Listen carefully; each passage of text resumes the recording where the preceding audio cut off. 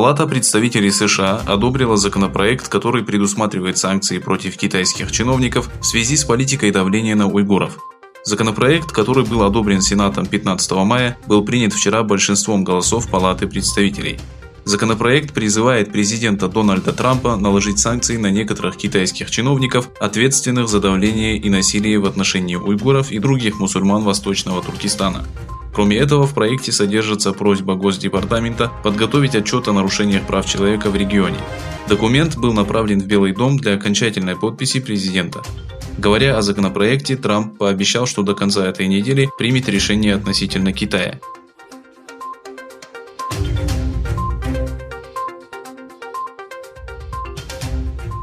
Дочь владельца Huawei, являющейся одной из крупнейших компаний в области телекоммуникаций в Китае, и директор компании по финансовым вопросам Минг Ван Ку снова предстали перед канадским судом. На слушании, состоявшемся в Ванкувере, суд постановил, что судебное разбирательство по данному делу и выдача задержанных Соединенным Штатам будет продолжено. Судья Хизер Холмс сказал, что суть предполагаемого преступления, совершенного финансовым директором Huawei, заключается в мошенничестве. Напомнив, что Канада не имеет таких же экономических санкций против Ирана, которые ввели США, Холмс заявил, что это не помеха для суда над людьми, совершившими аналогичное преступление в Канаде. 1 декабря 2018 года по обвинению в нарушении санкций США против Ирана в Ванкувере была арестована дочь владельца Huawei Рина Синджи и финансовый директор компании Минг Ван Ку.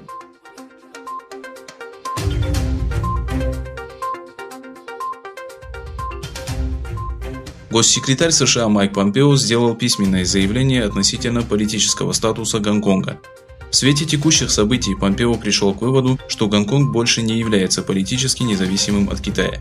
В результате кропотливой работы я сообщил Конгрессу, что отныне Гонконг не будет рассматриваться в соответствии с законодательством США, как это было до июля 1997 года. Ни один разумный человек не скажет, что сегодня Гонконг независим от Китая, заявил министр иностранных дел США. Ссылаясь на закон о национальной безопасности, который Китай хочет применить в Гонконге, Помпео подчеркнул, что этот шаг стал последним ударом по автономной структуре Гонконга и обещаниям Пекина. Также глава Госдепартамента заявил, что США продолжат оказывать поддержку народу Гонконга.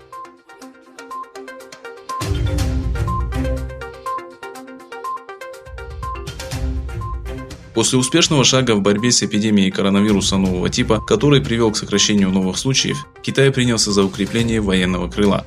Си Цзиньпинь, который также является руководителем Центральной военной комиссии, приказал армии подготовиться к наихудшему сценарию. По сообщениям информационного агентства Синьхуа, глава Китая сделал это заявление на третьей сессии 13-го Национального народного конгресса, на которой присутствовали делегации Народно-освободительной армии и вооруженных сил полиции.